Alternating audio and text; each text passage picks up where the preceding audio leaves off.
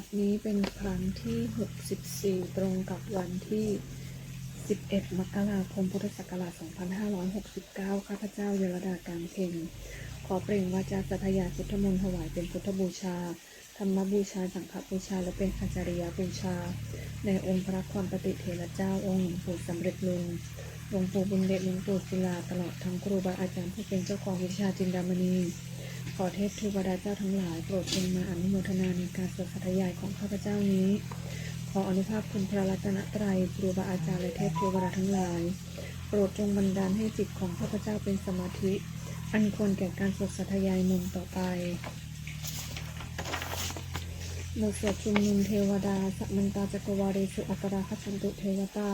สัทธมังมุนิราชสสุนันติสักขโมคทังสักเคกาเมจรูเปคิริสิคารตเตจันตลิเควิมานีอีเปรัตเทจคามีปรุวนาคาหานีเคหวัตถุมิหิเกเต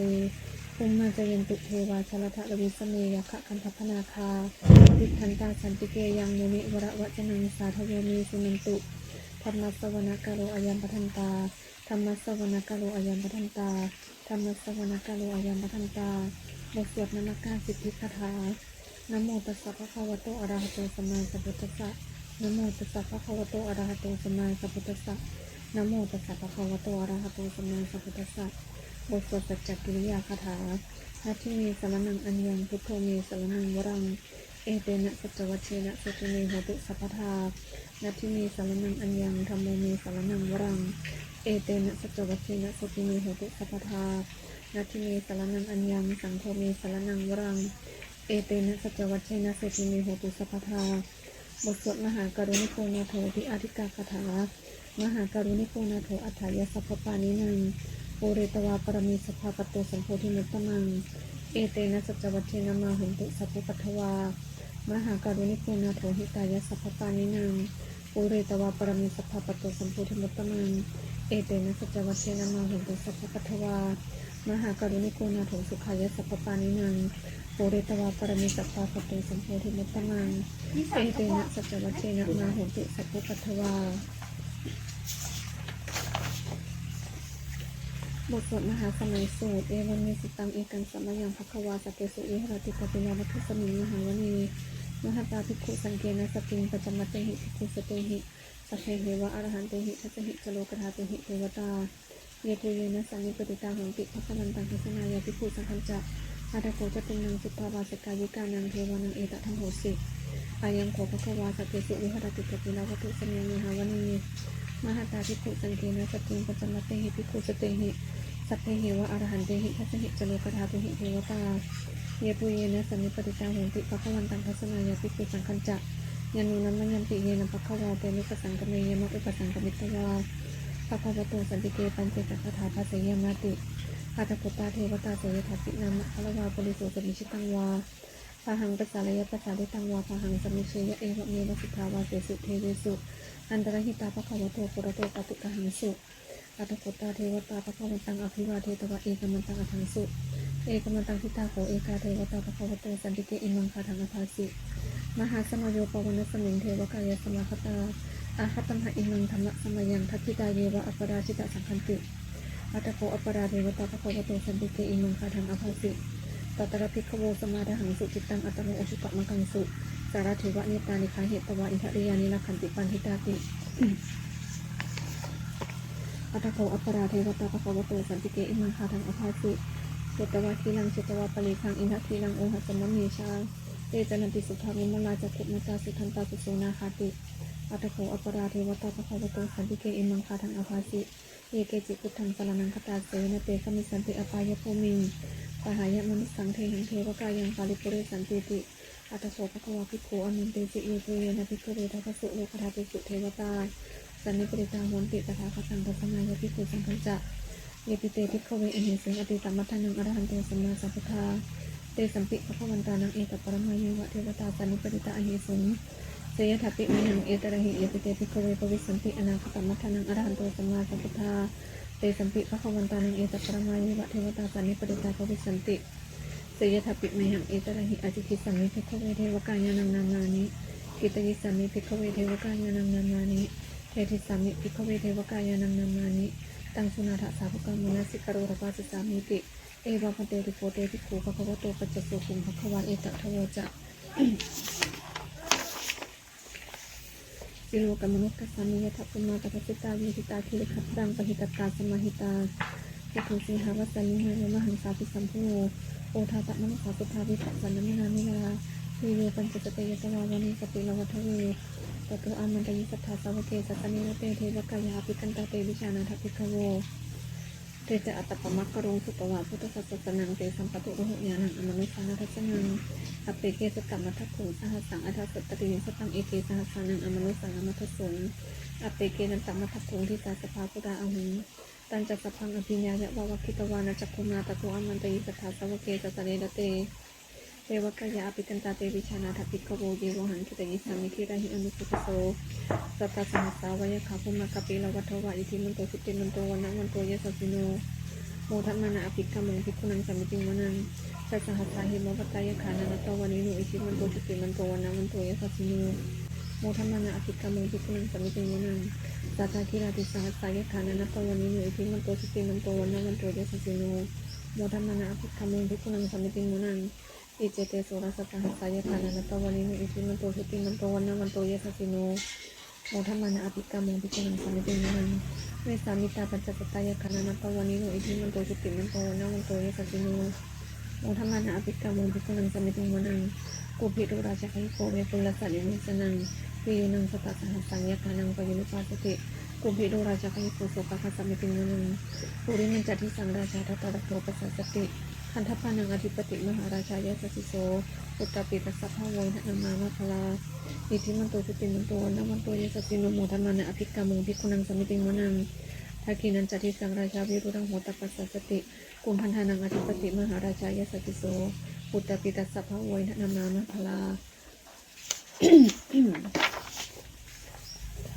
อิทิมันโตสุติมันโตนะมันโตเยสัสสิโนโมทัมมานะอภิกขมังภิกขุนังสัมมิติมนัง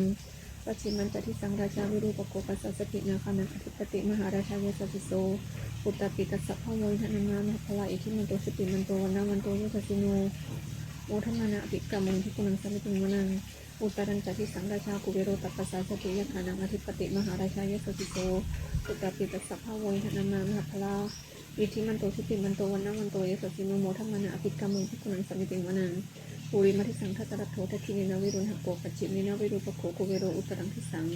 จัตตารโรเตมหาราชาสัมมันตาจตุโรทิสาทันทัลลมนะอัฏฐังโสวเนคปิโลวัฏเวเตสัมมายาวินุทัสสะอาโควัญจนิคาสถามัญญาปุเตโทเวเตทุวิปุสะวิสุโตสหจันทโนกัมมะเสโทจักขินุคัตโตนิคัตโทจักปานาโทโอปมัญโยจัตเทวสุโตจัมมาตลิกิตเสโนจัขันทโพนารุราชาจนุสโพอาโคปัญจสิกโขเจวติมพรูสุริยวัชสะเอติจันเนตราชานุคันทภาสหราชิพิโมทัมมานะอภิกขมังภิกขุนังสัมมิติมนังอาถาคูนาภาษานาคาเวสาราสหกัจจกะกัมพลัสสัตตระอาภูปัญญาคาสหยาภิยามุนาทัตตะทัจจะอาคูนาคายะสตินุเอราวันโนมหานาโพโสภคัสสมิติมนังเยนาพระราเชสหสาหรันติทิพาริชาปกิวิสุทธจักขูเวหายะสเตวนามัชกตาจิตลาสุพรรณอิติเทศนานังอภยันตถานาพระราชานามาสิสุพรรณโตเขมมกาสิปุโธสันนิวจาหิอุปวะหยันตานาคาสุพรรณาสวินามกังสิปุทังชิตาวชิลหัตเถนะสมุทังอสุราสิตาภัตโรวัสวัสเสติอิทิมันโตยะสัสสิโนกาลกัญชามหาปิสมะอสุราธนาเวคสาเวปจิติสุจิติจัปหารโรนามุจิสหสตัญจัปผลิปุตตานังสัพเพเวโรจนามกาสันนหิตวาปลิงเสนังละโหมันตัพพะขโมสมัญโยธานิปตันเตภิกขุนังสัมมิติมนังอาปุจะเทวาปฐวีจัตเตโชวานุตถาคมุงวรุณาวรุณาเทวาโสมุจัตเยตสาสหะเมตตากรุณากยิกะอากุเทวายสัสสิโนทัสเสเตทัสสะกายสเพนันตวันนี้หนุอิทิมันโตสุติมันโตวันนะวันโตยสัสสิโนโมทัมมานะอภิกขมังภิกขุนังสัมมิติมนังเวรหูจัตเทวาสหลิจัตสมาจัตทิเวยมาจัตสุปนิสาเทวาจัตมัคคุปุรคิตาสุริสุปนิสาเทวาสุริยมัคคุปุรคิตานักขตานิปุรคิตตวะอาโคมันทวลาหกาวสุนังวสวสุโธสโกปะคะปุรินทโททัสเสเตทัสสะกายสเพนันตวันนี้หนุอิทิมันโตสุติมันโตวันนะมันโตยสัสสิโนโมทัมมานะอภิกขมังภิกขุนังสัมมิติมนังอาถาคูสหภูเทวาจลมัคคิสิการิวะอริตกาจโรชะจะอุมาปุขะนิพาสิโนวรุณาสะธรรมาจะอจุตจะอเนกกาตุเลยยลุจิละอาคูวาสะวเนสิโน ทัสเสเตระสถากายสเพนันตวันนิโนอิชิมันโตสติมันโตนังมันโตยสัสสิโนโมทมานาอภิกรรมงภิกขุนังสมิติมุนังสมณะมหาสมณะมนุสสามนุสตมาสิทธาปฏิสิกาอาโกมโนปฏิสิกาตถาโคหริโยเทวานิกามิหิตวาสิโนปรคามหาปรคาอาโคเทวายสัสสิโนทัสเสเตระสถากายสเพนันตวันนิโนอิชิมันโตสติมันโตนังมันโตยสัสสิโนโมทมานาอภิกรรมงภิกขุนังสมิติมุนังสุกากรุณหาอนุนาอาคูเวคณสาสหโอทาตะกายาปาโมขาอาคูเทวาวิจักขนังสถานมัตตาหารักษามิสกาจายสัสสิโนทนะยังอาคาปัชโนโยทิสาภิวัสติทัสเสเตระสถากายสเพนันตวันนิโนอิทิมันโตสติมันโตนะมันโตยสัสสิโนโมทัมมานะอภิกรรมภิกขุนังสมิติงวนังเขมิยาปุสตายามากัตถกาจายสัสสิโนสัมพิตกาลามะเศธาโชตินามาจะอัปปวานิมมานารติโน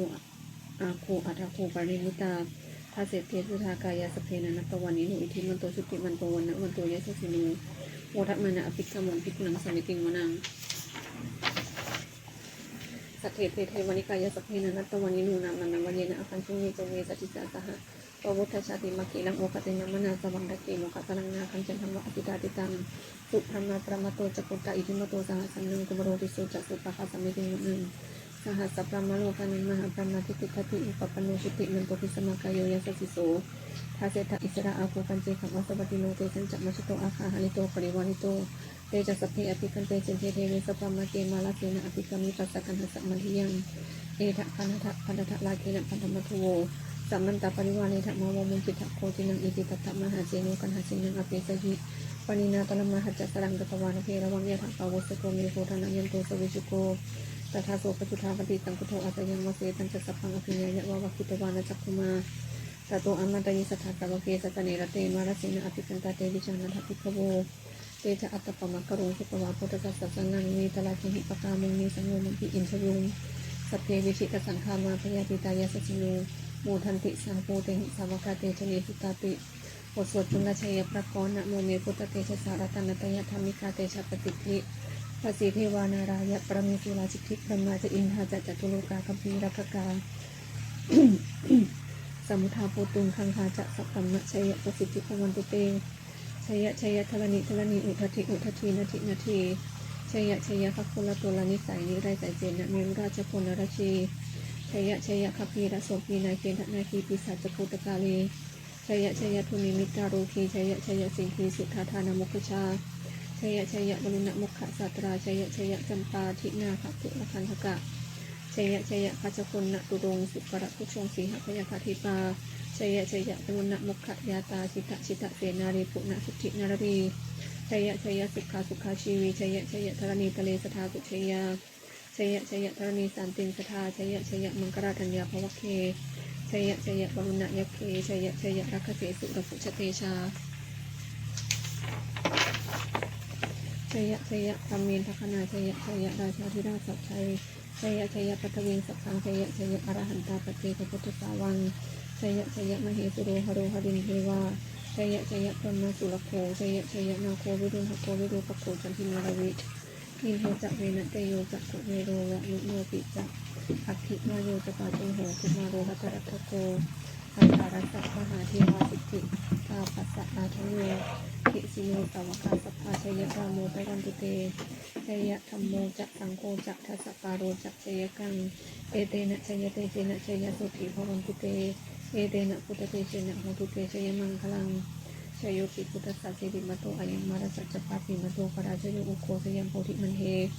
ปโมนิตาชัยตถาปมคณามเหสิโน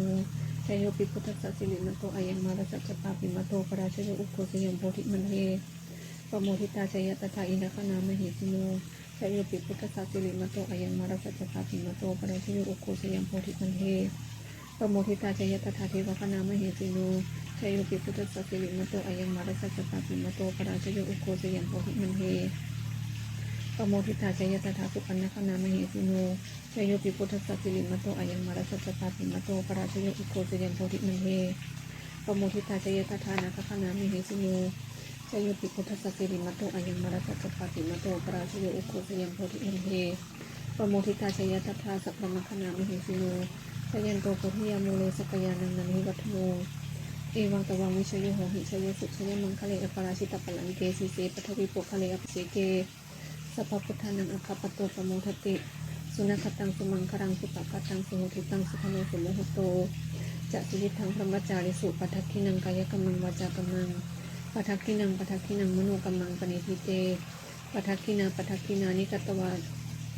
นารพันตเทปัฏฐกิเนเตอัฏฐลัทธาสุกิตาวิรุณหาพุทธกัสสเนอาโรคาสุกิตังโหทะสหสเพหิยาภิสุนันตุโพนโตเยเทวะอัสมิธานิอธิคตาวิคายุกาสถาหงตุสุกิตังหงตุสัพพทาลักขันตุสัพพสตานังลักขันตุชินัสสนังยากาจิปัฏฐนาเตสังสเพปุเรนตุมโนรถานิตตะกาเลปวัสสันตุวสังวสาวราหกาโลคาจุปัฏฐวาเตสังวิวาเลนตุจะสัพพทากายสุขังจิตตสุขังอรหันตุยถาระหัง บทสวดธรรมนิยามสุตตังเอวเมสุตตังเอกังสัพยังภควาสาวัติยังวิหรติเชตมณีอนาถปิณิกัสสะอารามิตตระโพภควาภิกขุอมันเตสิภิกขโวติปัจจันเตติเตภิกขุภควโตปัจจสิกขุภควาเอตัทโวจะอุปาทวาภิกขเวตถาคตานังอนุปาทวาตถาคตานังทิตาวสาธาตุธรรมติตตาธรรมนิยามตาสัพเพสังขารานิจจติตังตถาคโตอภิสัมโพชติอภิสเมติอภิสัพพุชิตวะอภิสเมตวะอาจิกติเทเสติปัญญาเปติปัฏฐเปติวิวรติวิภัชติอุตตานิกโรติสัพเพสังขารานิจจติอุปาทวาภิกขเวตถาคตานังอนุปาทวาตถาคตานังทิตาวสาธาตุธรรมติตตาธรรมนิยามตาสัพเพสังขาราทุกขาติตังตถาคโตอภิสัมพุชติอภิสเมติอภิสัพพุชิตวะอภิสเมตวะอาจิคติเทเสติปัญญเปติปัฏฐเปติวิวรติวิภัชติอุตตานิกโรติสัพเพสังขาราทุกขาติอุปาทวาภิกขเวตถาคตานังอนุปาทวาตถาคตานังทิตาวสาธาตุธรรมติตตาธรรมนิยามตาสัพเพธรรมอนัตตาติตังตถาคโตอภิสัมโพชติอภิสเมติอภิสัพพุชิตวะอภิสเมตวะอาจิคติเทเสติปัญญเปติปัฏฐเปติวิวรติวิภัชติอุตตานิกโรติสัพเพธรรมอนัตตาติอิทัมโมจักภควะอัตตมนาเตภิกขุภควโตภาสิตังอภินังหุนติบทสวดพระเทกรตะคาถาอดีตังนานวะขเมยนปฏิตังเทอนาคตังบุคคลไม่ควรตามคิดถึงสิ่งที่ล่วงไปแล้วด้วยอะไรและไม่ถึงพวงถึงสิ่งที่ยังไม่มาถึงยะถะติตัมปะหินันตังอปัตตัญจะอนาคตังสิ่งเป็นอดีตก็ละไปแล้วสิ่งเป็นอนาคตก็ยังไม่มาปัจจุบันนันจะอยู่ธรรมังตัตตะตัตถะวิปัสสติอสังหิรังอสังตุปังตังวิธามะนุภโรหเยผู้ใดเห็นธรรมอันเกิดขึ้นเฉพาะหน้าในที่นั้นอย่างแจ่มแจ้งไม่งอนแง่งคลอนแคลนเขาควรครอบควรอาการเช่นนั้นไว้อาเจวะกิจมาตปังโกชัญญามรณังสิเวความเพียรเป็นกิจที่ต้องทำวันนี้ใครจะรู้ความตายในพรุ่งนี้นาฮิโนสังฆรันเตนะมหาเสนีนะมัจจุนาเพราะการปัดเปลี่ยนต่อมัจจุราชซึ่งมีเสนามากย่อมไม่มีสำหรับเราเอวังวิหาริมาตาปินอโหรตะมาตันทิตังตังเวปเทกระโตติกันโตอจิคเตมุนีติมุนีผู้สงบย่อมเก่าเรียกผู้มีความเพียรอยู่เช่นนั้นไม่เกียจคร้านทั้งกลางวันและกลางคืนว่าผู้เป็นอยู่ในเพียงราตรีเดียวก็น่าชมบทสวดธรรมะสังเวคะปัจเวคขณะสเปสังขาระอนิจจาสังขารคือร่างกายจิตใจและรูปธรรมนามธรรมทั้งหมดทั้งสิ้นมันไม่เที่ยงเกิดขึ้นแล้วดับไปมีแล้วหายไปสัพเพสังขาระทุกขาสังขารคือร่างกายจิตใจและรูปธรรมนามธรรมทั้งหมดทั้งสิ้นมันเป็นทุกข์ทนยากเพราะเกิดขึ้นแล้วแก่เจ็บตายไปสัพเพธรรมะอนัตตาสิ่งทั้งหลายทั้งปวงทั้งที่เป็นสังขารและไม่ใช่สังขารทั้งหมดทั้งสิ้นไม่ใช่ตัวไม่ใช่ตนไม่ควรถือว่าเราว่าของเราว่าตัวว่าตนของเราตัดทุกวังชีวิตตั้งชีวิตเป็นของไม่ยั่งยืนทุกวังมรณะความตายเป็นของยั่งยืนขับมัสสังมายาบริสัทธังอันเราจะพึงตายเป็นแท้มรณะปิยะมรณะปริโยสานังในชีวิตตังชีวิตของเรามีความตายเป็นที่สุดรอบชีวิตตังมีอนิยตังชีวิตของเราเป็นของไม่เที่ยงมรณะมีนิยตังความตายของเราเป็นของที่ยังวัฏฏะควรที่จะสังเวชอยังกายโยอจิรังร่างกายนี้ไม่ได้ตั้งอยู่นานอัตเตตวิญญาณโนครั้งปราศจากวิญญาณทุกโทอันเขาทิ้งเสียแล้วอธิสุสติจากนอนทับปัทวิงซึ่งแผ่นดินกะลิงพดังอีวะประดุจต่างว่าท่านไม้และท่านเซนิรัตถังหาประโยชน์ไม่ได้อนิจจาวัฏสังขาราสังขารทั้งหลายไม่เที่ยงหนออุปาทวายธรรมนิโนมีความเกิดขึ้นแล้วมีความเสื่อมไปเป็นธรรมดาอุปาชิตวานิมุตชันติคันเกิดขึ้นแล้วย่อมดับไปเตสังโวปะสมุสุโขความเข้าไปสงบระงับสังขารทั้งหลายเป็นสุขอย่างยิ่งสัพเพสัตตามรันติจะสัตว์ทั้งหลายทั้งปวงกำลังตายอยู่มริสุจะบริสเลที่ตายแล้วและกำลังจะตายตะเทวหังมริสามิเราก็จะตายอย่างนั้นเหมือนกันนัชชิมิเอถสังกโยความสงสัยในความตายย่อมไม่มีแก่เราเลยบทสวดเมตตายังกินจิอุปลังกำลังสัพเพหิพระเตหิกตังหุเมนุอนุโมทันตุสุนันตุโกนโตเยเทวะอัสมินธานิอธิคตาเทคายุคาสตาหุนตุสุขิตาหุนตุทุกขาปมุญจันตุมาตาปิตาสุขิตาหุนตุทุกขาปมุญจันตุสัพเพยติกาสุขิตาหุนตุทุกขาปมุญจันตุสัพเพอัจญาติกาสุขิตาหุนตุทุกขาปมุญจันตุสัพเพปิตาสัพเพยัคขาสัพเพเปตาสุขิตาหุนตุทุกขาปมุญจันตุสัพเพอาจาริยุปชายาสุขิตาหุนตุทุกขาปมุญจันตุ สัพเพนัคตาสิปิตาโหตุทุกขาปมุญจันตุสัพเพเทวาสิปิตาโหตุทุกขาปมุญจันตุสัพเพสามดินังสมิชันติโวบทสวดบูชาหลวงปู่ทวดนะโมโพธิสัตว์อาคันติมายะอิติภควานะโมโพธิสัตว์อาคันติมายะอิติภควานะโมโพธิสัตว์อาคันติมายะอิติภควาปฏิทานคถายาเทวตาสันติวิหารวาสินีทูเปคะเรโพธิคะเรตหิงตหิงตาธรรมธานีนะพวันตุปูชิตาโสจิงกรุณเตทะวิหารมินทะเลเวราจมัชฌานวกาจปิกขโวสารามิกาทานปฏิอุปัสสกาข้ามาจะเทสานิขมาจะอิสราสปานกุตาจิกิตาพวันติเต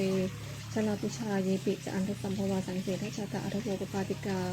เนียนิกังธรรมวรังปฏิจเตสัพเพปิทุกขสักกโรตุสังขยังทาตุติลังสุตังธรรมโมธรรมคาราสปุคลาสังโฆโหตุสมะโควะอัฏฐายะจาหิตายะจะอัมเหระคตุสัพพโมสัพเพปิธรรมจาริโนมุทิงสัมปปุเนยมัทเมอริยภเวติเตปะสันนาโหตุสัพเพปิ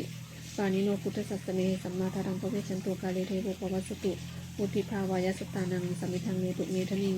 มาตาปิตาจะอัตชังเมตมาตาปิตาอัตตะมาตาปิตาจะอัตตชังนิจจังรักขันติปุตตะกังเอวังธรรมเนราชโนปะชังรักขันติสัพพทา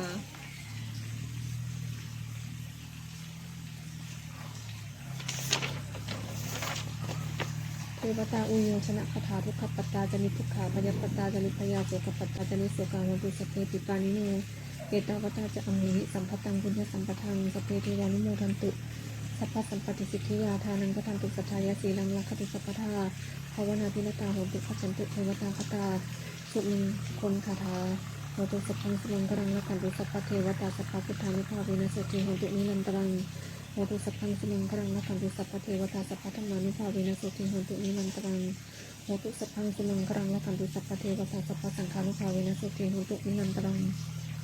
สเปพุทธาปรปัตตาปเจกานันจะยังพลังอรหันตานันจะเตชินรักขังพุทธามิสัพพโสสเปพุทธาปรปัตตาปเจกานันจะยังพลังอรหันตานันจะเตชินรักขังพุทธามิสัพพโสสเปพุทธาปรปัตตาปเจกานันจะยังพลังอรหันตานันจะเตชินรักขังพุทธามิสัพพโสสเปพุทธาปรปัตตาปเจกานันจะยังพลังอรหันตานันจะเตชินรักขังพุทธามิสัพพโสสเพพุทธาปรปัตตาปเจกานันจะยังพลังอรหันตานันจะเตชินรักขังพุทธามิสัพพโสสัพเพพุทธาปรปัตตาปเจกานันจะยังพลังอรหันตานันจะเตชินรักขังพุทธามิสัพพโสสัพเพพุทธาปรปัตตาปเจกานันจะยังพลังอรหันตานันจะเตชินรักขังพุทธามิสัพพโสสัพเพพุทธาปรปัตตาปเจกานันจะยังพลังอรหันตานันจะเตชินรักขังพุทธามิสัพพโสสัพเพพุทธาปรปัตตาปเจกานันจะยังพลังอรหันตานันจะเตชินรักขังพุทธามิสัพพโส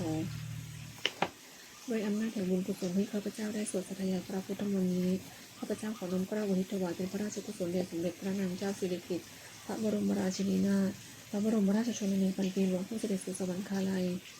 ขออานิสงส์แห่งบุญกุศลนี้จงเป็นสัพพะสิริมงคลแก่ข้าพเจ้าเวลาการเป็นและครอบครัวให้แคล้วคลาดปลอดภัยจากทุกโศกโรคภัยอันตรายทั้งปวงให้มีแหล่งรายได้อันสุจริตมั่นคงเป็นสำนักอาชีพอันชอบธรรมคำว่าไม่มีอดอยากยากจนขออย่าได้มีแก่ข้าพเจ้าขอให้ข้าพเจ้ามีสัมมาทิฏฐิตั้งมั่นในพระธรรมคำสอนแห่งองค์สมเด็จพระสัมมาสัมพุทธเจ้าดำรงอยู่ในความดีงามตลอดกาลนานอีกทั้งขอเทพเทวดาทั้งหลายผู้ได้อนุโมทนาสาธุการในบุญกุศลนี้โปรดประสิทธิ์ประสาทขอน้อมส่งอนุภาพแห่งมงคลไปสู่วัตถุมงคลพระปิตายอดเศรษฐีทั้งฝ่ายไทยและฝ่ายลาวรวมถึงวัตถุมงคลทั้งปวงที่ศักดิ์สิทธิ์อมฤตได้จัดสร้างขึ้นให้เป็นด้วยพุทธานุภาพเทวานุภาพและนิพพานุภาพอันศักดิ์สิทธิ์อำนวยผลให้เป็นสิริมงคลแก่ผู้ครอบครองและผู้บูชาทุกประการเทอญ